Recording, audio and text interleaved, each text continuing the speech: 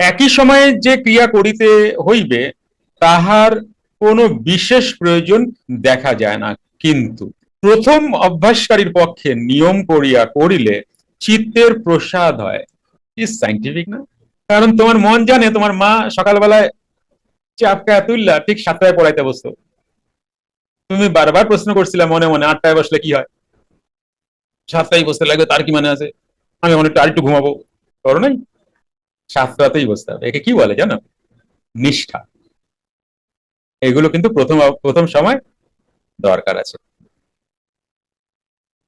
বুঝতে পেরেছো? প্রথম সময় কিছু কিছু অনুশাসন দরকার, কিন্তু যখন তুমি হ্যাবিচুয়েট হয়ে যাচ্ছ তখন কিন্তু আর কোনো সময় দেখো না। যত ভুলভাল সংস্কার বসায় রাখছো। আমাকে একজন বলে, আপনি কি ঠাকুর দেবতা কিছু মানেন না, আপনার বাড়িতে কিচ্ছু নাই?